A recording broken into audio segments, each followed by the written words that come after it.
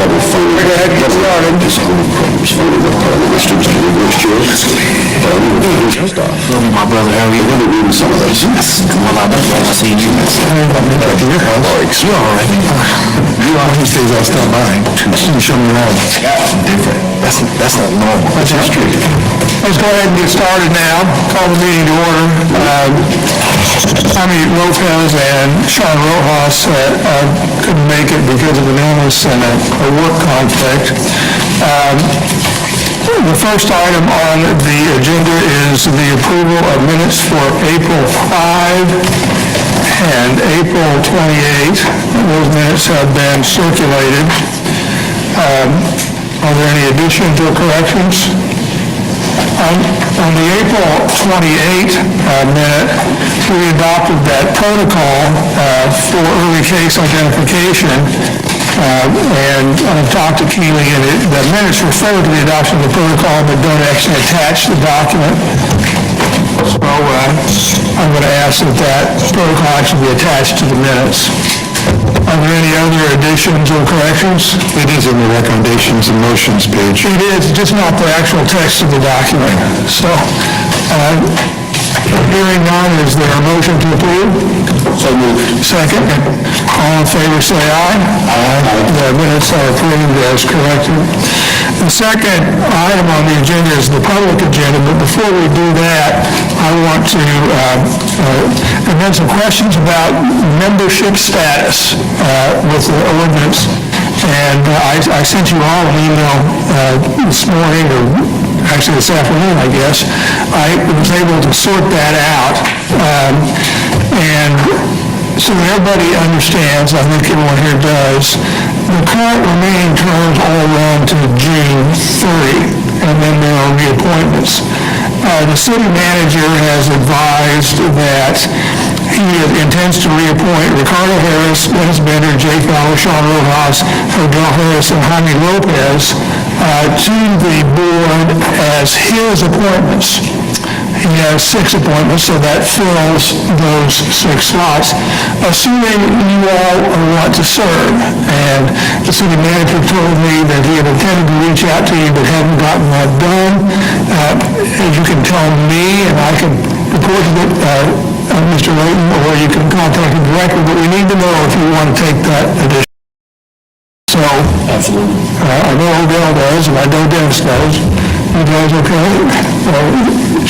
You're not, Sharon and Paul are not subject to the 6 appointments by the city manager, so your terms continue till June 30.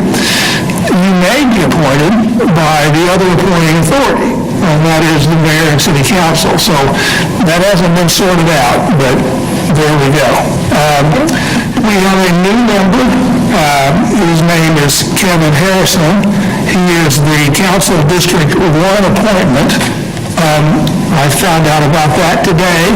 I'm not 100% certain he got notice of today's meeting because his appointment. And then I regret to tell you that Kaylee Kornfeld is, as you know, is in the military, and the military has decided that her service is required elsewhere.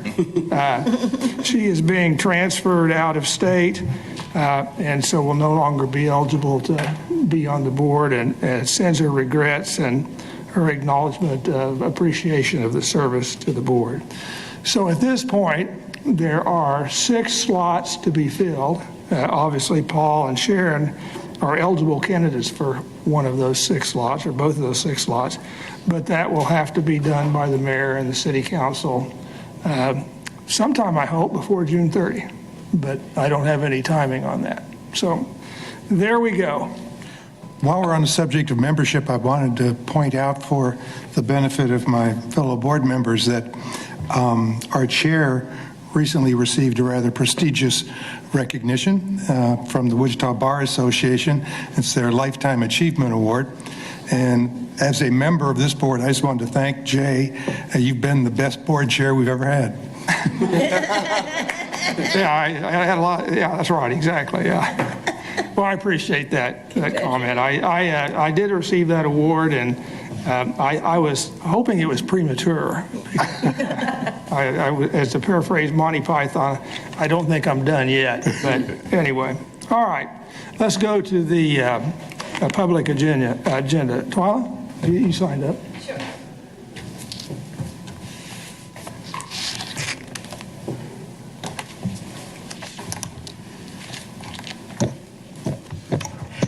Really, today what I have are just kind of housekeeping things, because I was on the website and I saw that, and this Kevin Harrison is new, and then I saw some of these other people were gone. So some of this makes sense, what you just said, so thanks for the update.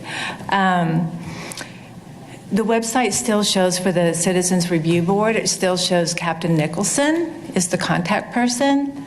So I don't know who's responsible for updating that, but you might want to do that. I wasn't able to check the ordinance to see if the revised ordinance was put up, the most current one. It required some sort of logon or password. So if that's supposed to be available to the public, somebody, and who is responsible for all this updating of websites and so forth for this board? I will tell you, I discovered the problems with the board site yesterday, I think it was, and also the governing document is not linked anymore, or it's got to, and so that'll have to be straightened out.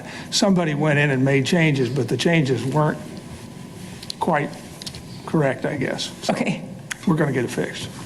But who's responsible? I mean, do you notify? Staff. Okay. Oh, okay. I think All right. Healy tells somebody else who does something. Okay. There you go. All right. So terrific. And then I brought it up before, and I don't know. I know you guys don't usually answer my questions, but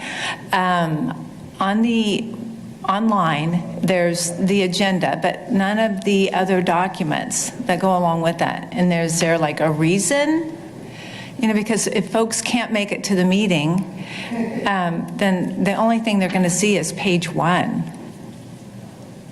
I think it's that issue has been discussed, and I think we may have even asked that it be posted, but it's a staffing issue, sometimes getting things done. Okay.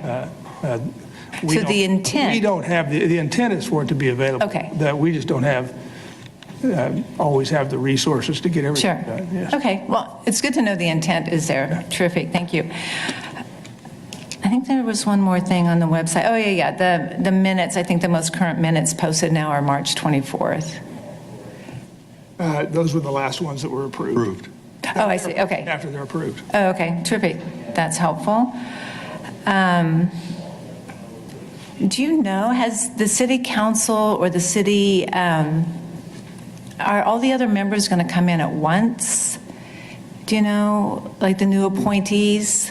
The council members who are going to make appointments are supposed to do it by June 30, and they'll all come in. Yeah. Oh, okay, all right, good. Because I was hoping that they would all come in, you know, at once, and then I don't know if you planned for some sort of orientation or something to kind of get them up to speed with everything that's been going on, because that's a nice influx of folks. So you might not have had time to consider that, but For background, when the board was originally constituted, we had a Saturday meeting at the training center, all-day Saturday meeting, where we got a lot of different training, including our COMA training and our racial profiling training and the other kinds of required training that we were supposed to have. So I assume something similar will happen. okay. Who makes that request? Like you ask the staff folks, or does the city manager, has he gave intent to do something? The training's handled by staff. Okay. And usually it's, I don't know whether Captain Easter knows it, but it was Captain Nolte who did it, headed it up the first time. So Okay. it'll be some function like that. Okay, because there's an influx, right, of multiple people? Because I don't know, Ricardo, when you came on, were you invited to a training? No. I Okay. came on in the middle of. Right, okay. And then, so certainly what happened recently with all the text messages and all that, and the great report and all that that was put out, and the fact that it just happened by accident. So have you pondered, like, do you have a new plan of kind of fulfilling the responsibilities of the board versus just still just kind of throwing a dart at some of these complaints and hoping something sticks or comes out? Well, I'm not, I know Sharon said it was by accident. I'm not sure it was by accident. Oh, but- okay. But I will tell you that that was the reason we adopted the protocol last month for early case identification of serious cases. So they would be flagged to us earlier in the process. Yeah. And we're getting more detailed descriptions And yeah, if you in the look at complaints. If you look Right. at the sheet, we're getting a Right. whole lot more detail than we used to. Good. But that's just like one aspect of the police department, right? There's many other things, and as an oversight, I think I understood the responsibility is more than just, these complaints. And so are there other things, or have you, any board members, other things you want to dig into? Well, the department provides us with a list of policies that are up for review, and we can pull those policies. So we periodically get copies of the policies under review. As you might imagine, there are a number of policies that don't attract attention. Right. Okay. Jay, this is great. Thank you for answering my questions as I sat up here. Right. All right. Thank you. Thanks to all of you for your time. Anybody else? Vincent, are you up? Okay. All right. That's it then. Staff report update, Captain? I'm sorry, what'd you ask? The staff report update. Reason.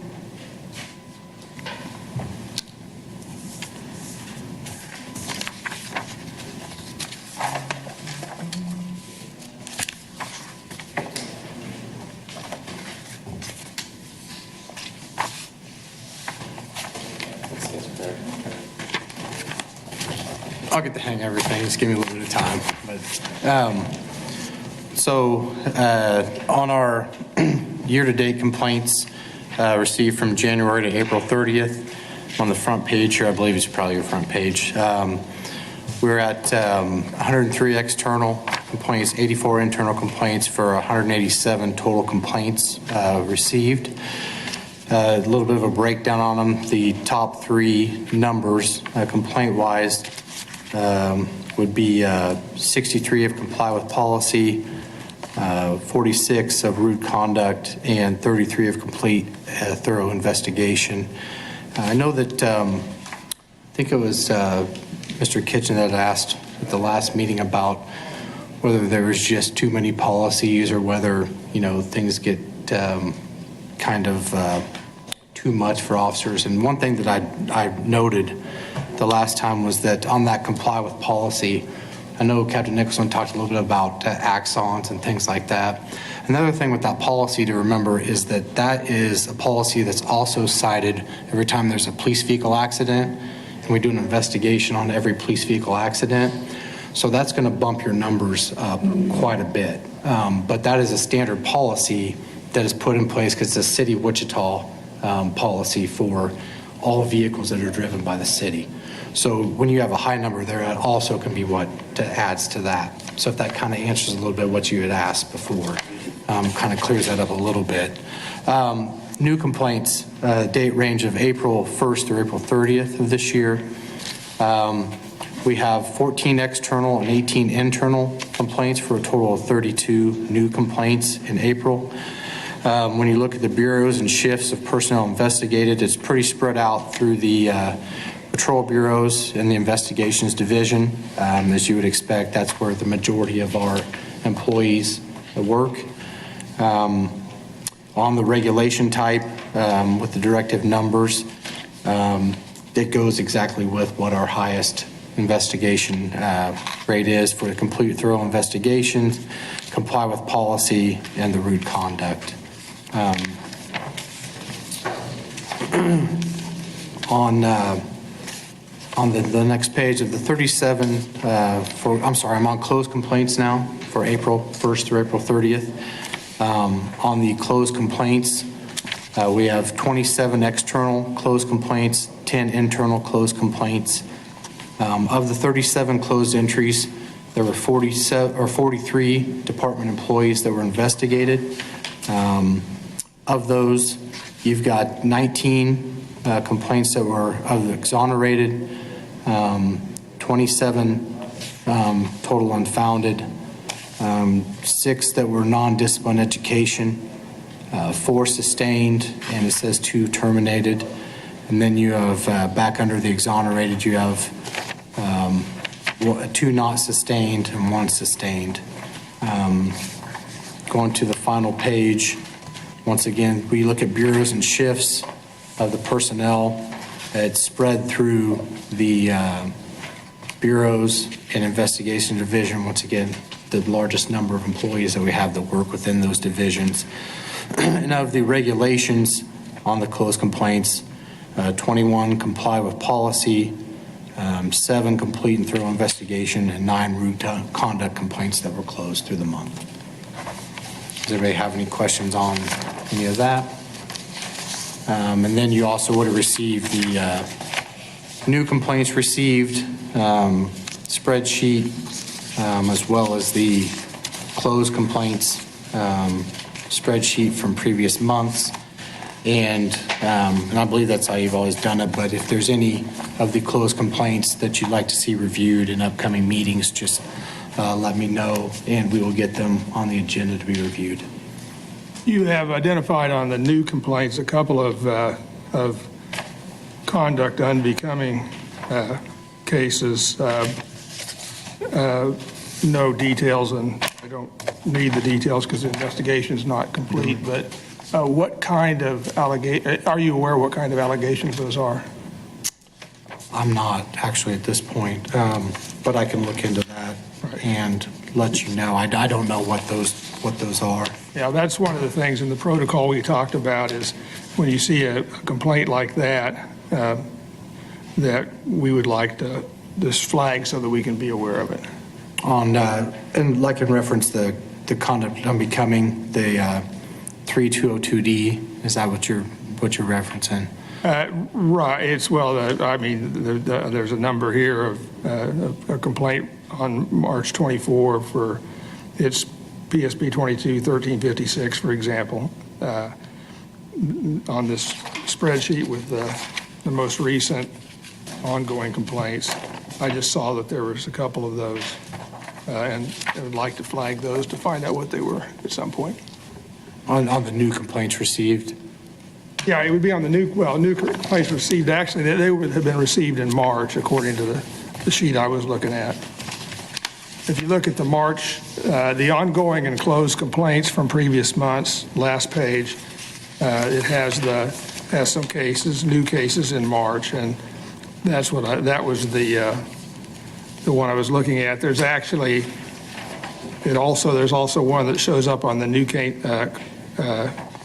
There's actually 2 that show up on the new complaints received in April as well. Yeah. So there's 4 complaints. Don't have any idea what they are.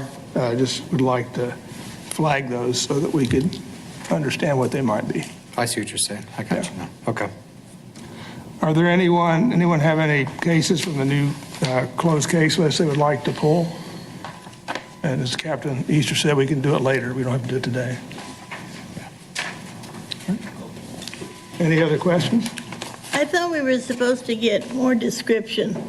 Well, Missing that? it's in the, if you look at the printout, It's the closed ones to get more description. the closed one right here.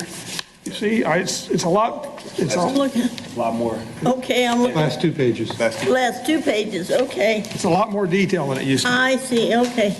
As I understand it, Captain Easter can help us out.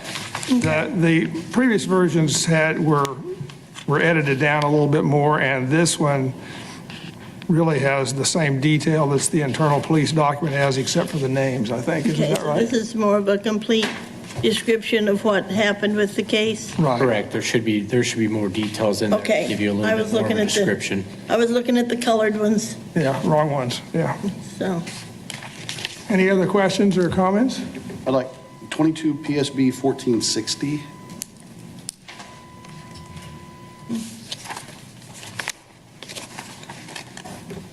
Is that the new?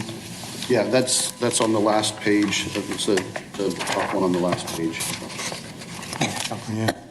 I'm sorry, say that number again? 1460, the top of the last page. Oh, okay. Okay.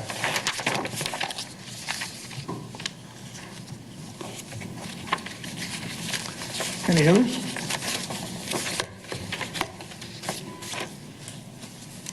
So I do have a question, that, because some of these I'm noticing, they're, the allegation, we see racial profiling, and then we also see discrimination. How do you determine the difference there when marking those? One could be gender-based, so sexual harassment, discrimination, things like that, whereas the other one is based on race. So like this one, 1460 that I'm looking at, that when we read the narrative, it talks about racist, I'm sorry, Paul, which one are you looking at? the 1460 at the top of the last page. Yep. As you read the description there, it talks about the detective being accused of being racist, but then that's marked as discrimination over here rather than the racial profiling. Because racial profiling is normally due to traffic stops. Okay. Only traffic stops? No. Normally, or interactions, it could be a pedestrian stop or something like that. Okay. So I was just wondering, because when we look at the numbers there on the regulations investigated with directive number closed entries, 3 discrimination and 3 racial profiling, it makes the, you know, I'm splitting hairs and maybe that's, I don't know, but when you combine those together, that bumps that up to a 6 rather than 3 and 3, which makes it look lower. That's what my concern was. Yeah, I get that. And I would, maybe I'm wrong, Deputy Chief, but I would assume that that is determined by the specifics within what the complaint are, on which way they're classified, by the way they're investigated. Okay.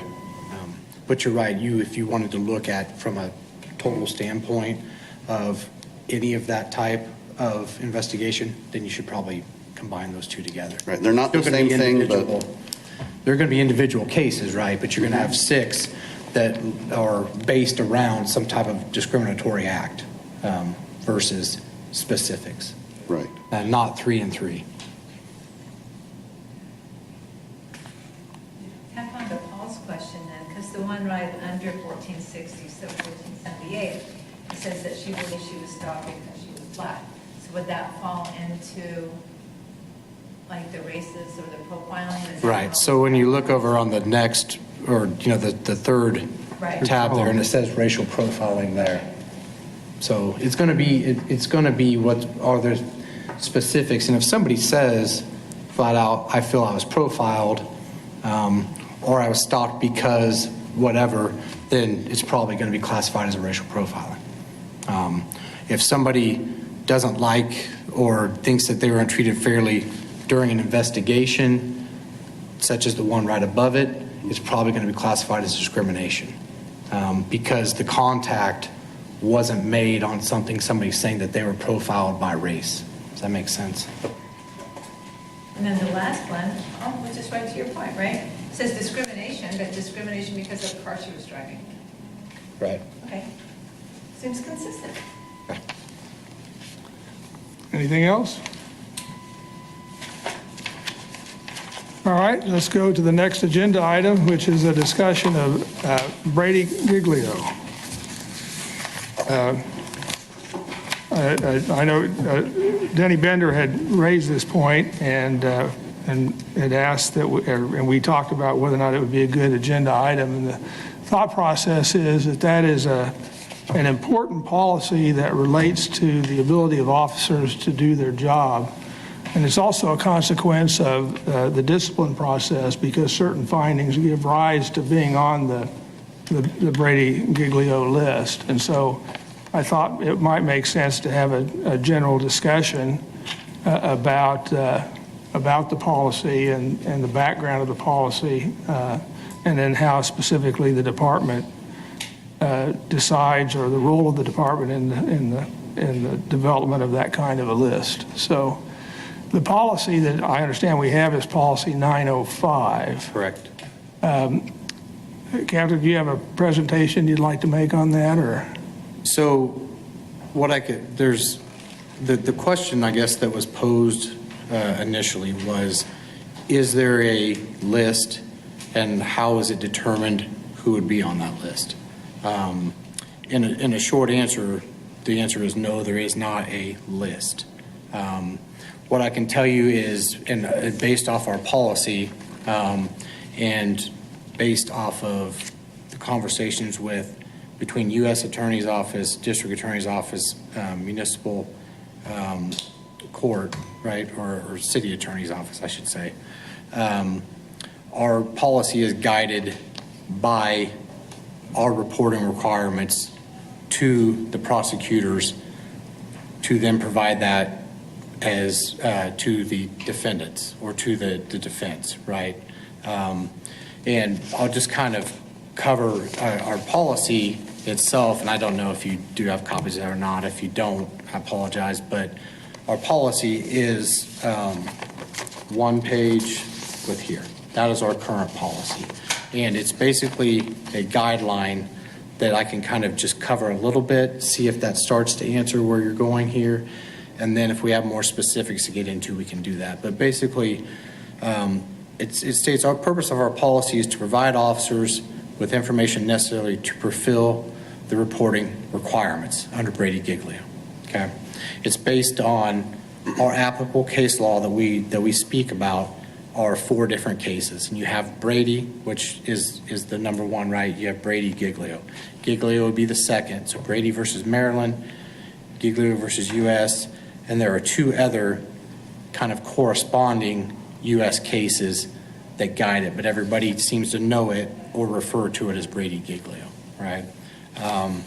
The U.S. Department of Justice, the DOJ, has developed a policy regarding basically potential impeachment for any witness that will testify at a trial, which witness includes police officers, correct? And federal and state prosecutors, and within our policy there are 4 things it speaks about, but federal and state prosecutors will seek the following types of information from police departments and their personnel based on any departmental sustained findings of misconduct related to truthfulness, number 1, okay? Any department findings of misconduct related to racial bias, any criminal convictions involving acts of dishonesty, and then any present allegations of misconduct that are under investigation. To say that there is a bright line rule that always exists is very tough to say, because it doesn't. Each case that the department or police officers make always have the possibility of disclosure of any Brady-Giglio issues. The guidance that we have for our members of our department in reference to this is that members of our department have a duty to report to the Professional Standards Bureau any information which may impact their individual status as a witness in a potential criminal case, okay? Once a member, meaning well, it could be any rank, but once a member of our department that would be called to testify notifies professional standards of possible impeachment type violations that exist, their duty is fulfilled by notifying our Professional Standards Bureau. Our Professional Standards Bureau then notifies the prosecutor, whichever any of those different, whether it's federal, state, or municipal, right, notifies that prosecutor of any potential incriminating material. It's then incumbent upon the prosecutor to determine whether that information should be provided to the defense or reviewed by the judge presiding over the matter to make that determination. So any and every case, criminal case that's ever made, can be where the department is providing that type of information to the prosecutor. And it's a fairly regular occurrence, because when you're looking at through total history of officers that have been on 20, 25 years, and they go back through that, anything that's even allegations of different that fall within under this, truthfulness, racial bias, criminal acts, which obviously you're talking about usually long ago misdemeanor type stuff. You're not talking about officers committing felonies and still being employed with the department, right? Not things like that. Or any present allegations of misconduct. Those are all things that are disclosed very regularly when it comes to possible impeachment of a witness. And I've participated in meetings where the DA and others have talked about, the identification of personnel that may have Brady Giglio kinds of potential issues. And so what I was wondering about is if you have a sustained violation where an officer may have been suspended 5 years ago, and that violation may have touched upon either a truthfulness or a bias issue, which would be the two probably most probable kinds of issues. How does when the criminal case is filed, how does that get flagged for disclosure? If there's no, him or herself have to report that as part of the reporting process, or where's the link? Where's the link between you have this finding in the past that might be relevant to Brady Giglio, and then you have a criminal case? How does that information get linked up? Right. So by the way our policy is now, it is incumbent upon that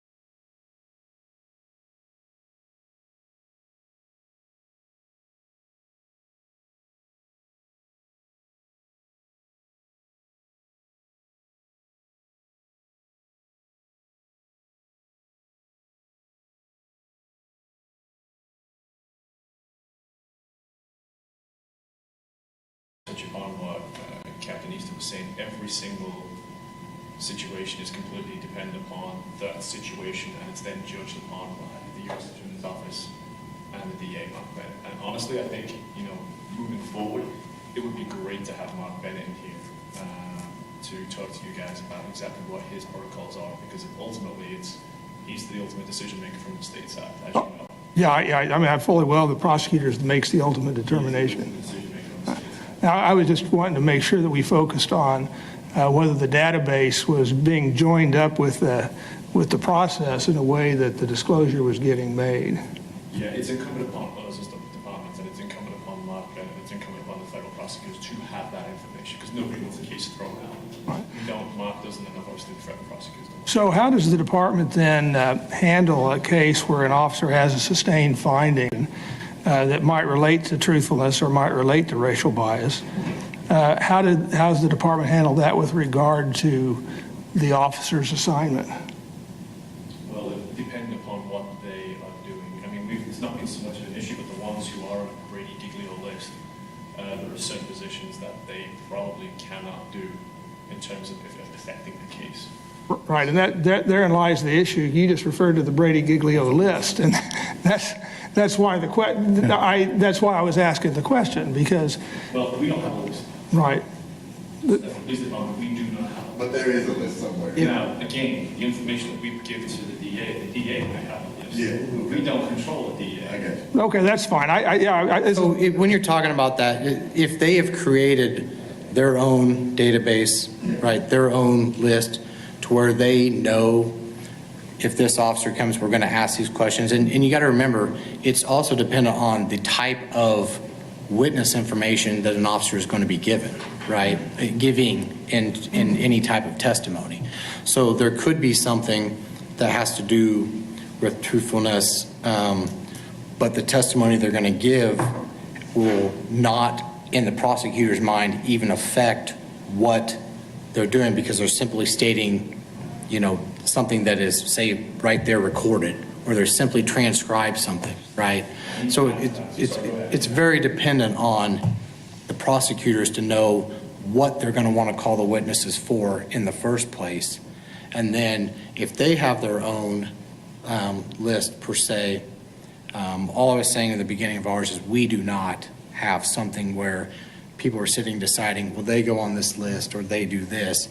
And each dependent prosecutor's office then decides what and how they want to ask us questions on each individual case. And I fully understand the prosecutor is the driving force behind the administration of the process. But one of the concerns I had, or at least that led to the question for this being on the agenda, was you now have a prosecutor who has identified a set of officers or an officer that the prosecutor believes is subject to a Brady-Giglio disclosure.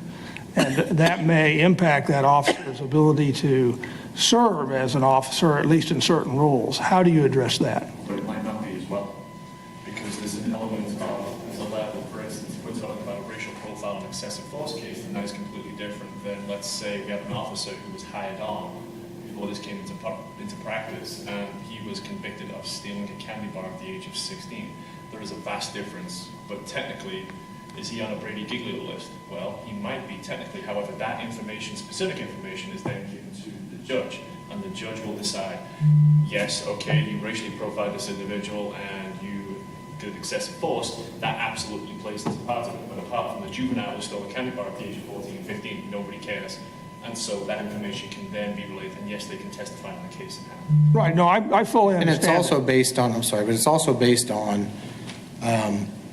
their own guidelines. Something that Mr. Bennett might decide he doesn't want to take an affidavit from this officer does not mean that the city's attorney's office would not, or the U.S. prosecutors would not. It's totally based on whatever their individualized set of rules is on how they do it. And I think they still are looking at it on an individual case basis as well. So within our department, we don't just differentiate by assignment necessarily based on that in this case, they didn't want to take this affidavit. It doesn't mean necessarily that they will never take an affidavit from a person, even if there was something that was sustained back a long time ago. If that makes sense, what I'm trying to. No, it does. But the department used to have a policy that did, in fact, make a determination regarding officer assignments or even whether they could remain an officer if they had a Brady-Giglio finding. I've seen the policy. It's a historical policy. And then the policy was changed to 905, which is a different policy. What was the reason for the change? To be honest, I do not have the full historical reasoning. I think the last policy of 905 was 2011 range, I want to say. Over that time, I don't know the full reasoning behind why it was changed, nor do I know for sure whether the people on our department currently that are in these positions know the full reasoning as to where the change came about. And I don't know if it was conversations with prosecutors. I don't have that information. I have an inkling that it came about as a result of an arbitration proceeding, and that the policy was subsequently changed after that because of an arbitrator's decision. Do you know anything about that? Do not. The reason I'm asking these questions is because we've recently had some events that our board made a report on and that the city manager's office also made a report on. And in that context, the Brady-Giglio issue was identified, and concerns were expressed by our board and by the city manager's review board about what are you going to do with officers that may have a Brady-Giglio issue, in that case potentially related to racial bias, but it could also relate to other things. And so that's why we're having the discussion. Right. Has the department had any any dialogue about how to handle that problem in the current context? There's nothing that I've been involved in. I don't know if The chief was looking at it, and that's why he wants you all to look at it and give you suggestions about moving forward on the Brady Giglio policy. Right. But it's not as simple as everything is black and white, and I think that's what it gets. As you see, when you guys will go through this and you start doing your research, there are definitely, in my opinion, certain levels, because I don't believe that a kid who stole a candy bar at 14 should not be able to be ruled out from being a police officer for the rest of his life. I'd like to make sure that I understand what we're discussing here, and just speaking hypothetically, if a case is forwarded to the prosecutor's office, and the first question they ask is who's the arresting officer, and then they check IE Pro on that arresting officer, is it true that that could influence the decision the prosecutor makes on whether to proceed with charges, or what level of charges would be assigned to the case? I believe that it is, yes. Yes. But Mark, we've been having this conversation with the U.S. Attorney's Office and the DA's office for a long time, so they know every officer that they may have a problem with exact same question that they have. The prosecutors know exactly if there is an issue or if there isn't an issue. And that was, I guess, the genesis of some of the concerns. If the prosecutors do in fact know which officers they have a concern about, how does the department manage that issue internally? And that's something the county systems are really tough. Absolutely, absolutely. But you still have the issue of the prosecuting authority deciding that this is an officer of the type Denny Bender made reference to, that they may choose not to prosecute unless they have 3 other officers who can also testify. And you're right, but it all goes to the judge anyway. Like, if this happened 25 years ago, when the policy was different, they were allowed to keep their job. Is that part 1, or is it part 2, where, again, they were convicted of a juvenile crime and got expunged? Now, I don't. So but that's what I'm saying. It gets complicated. The Brady Giglio issue gets complicated. No, I fully understand that, and I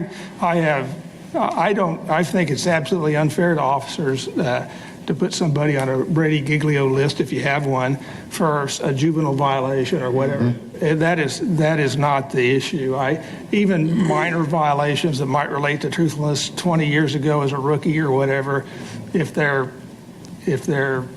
service has been stellar, there's lots of reasons why you shouldn't do it. Right. Because it's all technically under that same umbrella. Right. That's why the discussions. Right. So I think we need to slice and dice it a little bit more. But the reason I raise that is because it is, in fact, a current matter of discussion in the community by the prosecutors in meetings I've attended about Brady Giglio implications and how that might affect prosecution of cases with regard to fairly recent events. And so I was wondering the thinking of the department in that regard. Well, I think it'd be helpful, and maybe we should formally request that someone from the DA's office does come and speak to the board about how they handle situations, the hypothetical ones that we just described. We can do that. I could tell you there are people that can explain it much better than I can, right? I mean, that's the truth of it. My knowledge is limited, and I do my best with it, but there are much more knowledgeable people about this. And I want to be fair. I think a decision by a prosecutor to put an officer on a Brady Giglio list is a real impairment to an officer. It is. But I also think the officer needs to be protected too. I think the officer needs to have some sort of a due process right, or some sort of ability to say, wait a minute, and have an explanation. I think we need to be fair both ways. But I would agree with that. I was trying to understand the background. And coming from the chief to the board, if you want to take it upon yourselves to have more discussions and think of things you would like to see in a policy, or even what you would envision as a policy for our department to adopt, he's completely open to that, accepting of that. I don't know if this is something that you would want to do as a board, or if you feel it's within your venue, but just know that invitation is there if you want to have more conversations. I think that probably majority of us in the room could be more educated on it and have a better idea of where to come from with it. And I think what Deputy Chief and Mr. Bender talked about with having somebody that has a lot more knowledge come in and kind of give you a better overall view of it. Yeah, I think that when I look at policy 905, I see that, the policy complies with what the reporting obligation is to the prosecutor. That's fine. But when I looked at the earlier policy, I saw a policy that also more administratively dealt with the internal process of what to do when you have the situation come up and how it impacts the officer. And that part of that policy went away when 905 was adopted, and that again is why I was raising the I question. think that is the chief's intention with being willing to look at a maybe more comprehensive policy. All right. I'd like to make a formal motion that we, to have a representative share with us the process and come to a future board meeting. Second? All in favor, say aye. Aye. We'll make that invitation. Any other discussion? Any public comment on this particular issue? JD, you were talking about a previous policy. Do you know what number that was or how I could find that to be able to?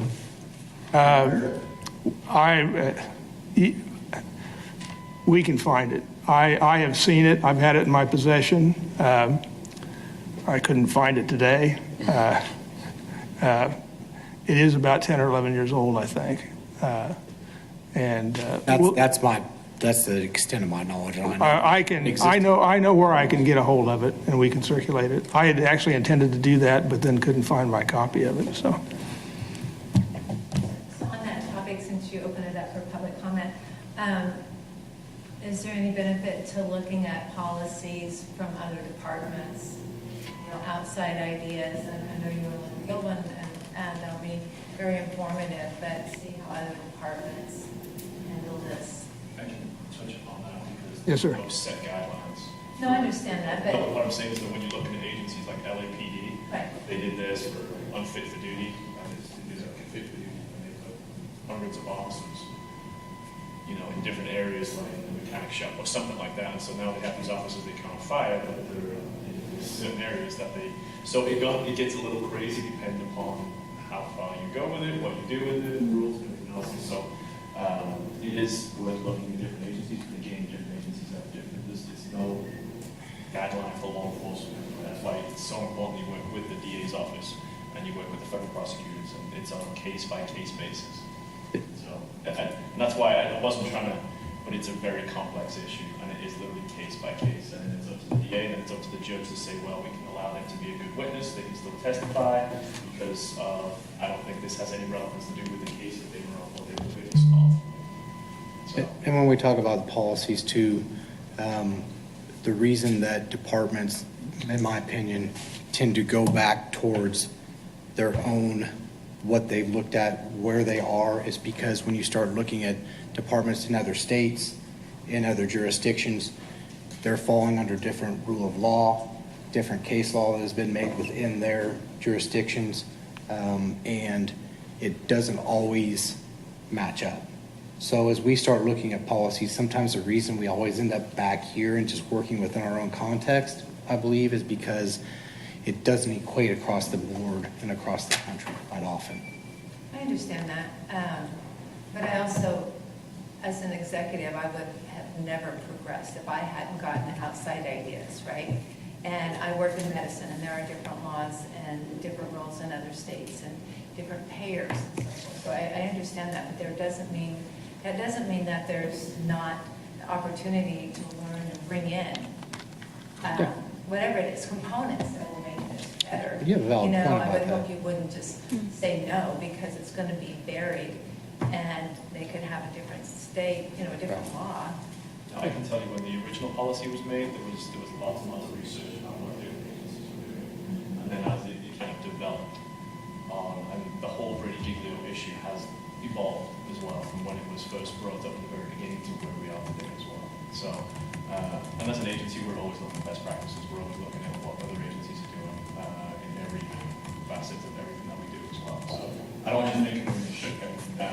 research or what we're trying to make ourselves better, because that's not what we do.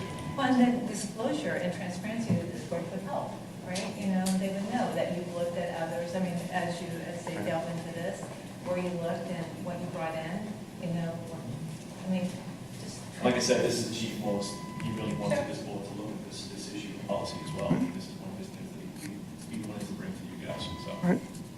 I have a question. I work for the Eagle. I don't know if this is appropriate. I've never addressed the board before, but I had a couple of questions come up, just in my mind.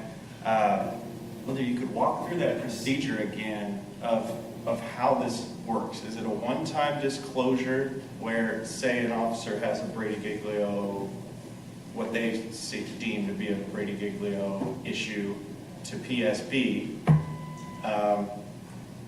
and that's it? Or does every case they file, do they have to go to PSB and say, hey, there may be some issues here? Like, what's the discretion on that? And then from PSB, do they go to the chief, or do they go directly to the DA? Like, what's that process look like? Basically, it goes to the chief and always goes to the DA. So if there's any kind of allegation, and as you've read in the policy there, if there's like, I know what you're asking for we want to know about any upcoming cases. The DA, the federal prosecutors, and the city process, they know about every case that comes up. So that information is relayed to them as per the policy states as well. So they know about every case that comes forward, potentially, even if it's just an allegation, they know of it, even if before it is finished. So, and potentially, and then obviously we go back and tell them, hey, it was sustained, it was not sustained, it was completely false, it was not, so they know. Like I said, so the important part of that is that the DA, the federal prosecutors, and the city prosecutors are all on the same page, and they know everything that we know. If that helps. Yeah. For a while, I think, I've been told that there were regular meetings on that subject. I don't know whether they continue to go on, but there are actually regular meetings on it. To the extent there is a list, it is a prosecution-maintained kind of this document. The question really is how you handle those officers who get on that disfavored list with the prosecutor, and that's the issue. And the earlier policy the police department had was much stricter in terms of internal application, and I think that and the new policy is not. It just doesn't even address it. Not very well. We need to go, right? That's exactly right in terms of, and again, this whole thing has evolved because the evolution of access camera systems and everything being video recorded on tape has changed the game from what it was, where it was nothing but an officer's testimony and written reports that was taken into consideration. Now we have a whole array of everything else. I've said 1,000 times now, the Axon video deal is a game changer. It makes our case reviews very easy sometimes. So, anything else? All right, thank you. The next item on the agenda is executive session. We're going to go into executive session now. I move this. How long will these cases take, Captain? Do you have any idea? I wouldn't say more than 15 to 20 apiece. All right. Probably not even that. It kind of depends if there's questions. All right, why don't we say that I move the Citizens Review Board go into recessed executive session for 40 minutes to receive information regarding reports from the Wichita Police Department pursuant to KSA 754119B1 involving case numbers PSB 21 PSB 5105 and 22 PSB 0763 to discuss personnel matters of non-elected personnel and to protect the privacy interests of identifiable individuals.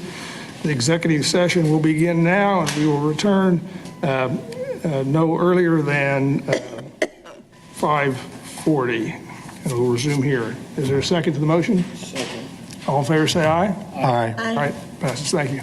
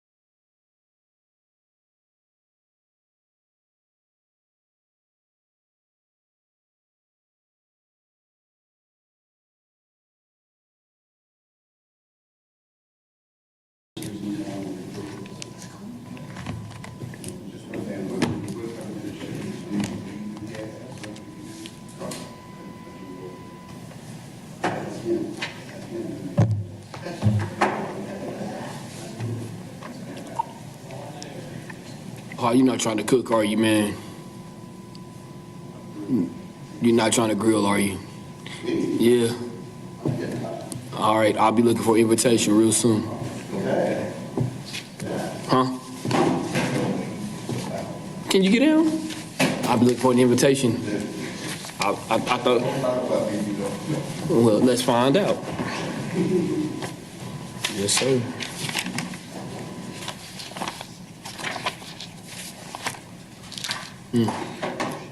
All right, let's go back into public session. The board has reviewed and considered 21 PSB 5105 and 22 PSB 0763 and is taking no action. Next item on the agenda is new business. Do we have any new business? In the context of the next meeting, which I think will be June 23rd, we decided, we need to decide the agenda items. Obviously, we'll have a case or two to review. We could invite Mark Bennett or someone from the DA's office or city attorney's office to address those issues. But we also have talked about, we issued the report and recommendation and asked for a presentation within 60 days or so. That is now at that date. And so the question I have for the board is, do we want to try to do that in June, or should we wait until the July meeting when we believe we'll have a full complement of new members? How would you like to handle that? I could see the wisdom in waiting until the newly appointed members are seasoned, but the issue is still percolating within the community, and I think we shouldn't delay. We're still a board, I guess, right? Yeah. Still a full board. Yeah, no, we could be a fully constituted board on June 23. I don't know when. We're still fully constituted right now. Right. The question is whether we wanted to wait to include whatever new members are going to get appointed or not. That's the only question. We have the ability to act and do what we're going to do. Well, the new people are not as involved in it as we've been, so. Hopefully they'll be part of the orientation, right? Because I think they need the background in all of this. Yeah, but they may not, we may have not had the orientation by then. That's only a month and trying to get all those people scheduled. Are you kidding? I guess if they're going to do the same kind of orientation they did for our board originally, that would be getting that scheduled in the next 4 weeks would likely happen. Yeah, that'd be pretty tight. Shall we? My vote is, I think either way works. Mm-hmm. I will be out of town on June 23rd. July. So I won't be here. All right. You want to do July? All right. Well, what we'll do is we'll make inquiry about an additional Brady Giglio presentation for June and make inquiry about whether or not we can arrange the review of the report and recommendations for the July meeting. That make sense? Yes, sir. Any other new business? Is there a motion to adjourn? New meeting date. 23rd. 23rd, good. June 23rd. Any other? Sorry. Is there a motion to adjourn? So moved. Second? All in favor, say aye. Aye. Thank you.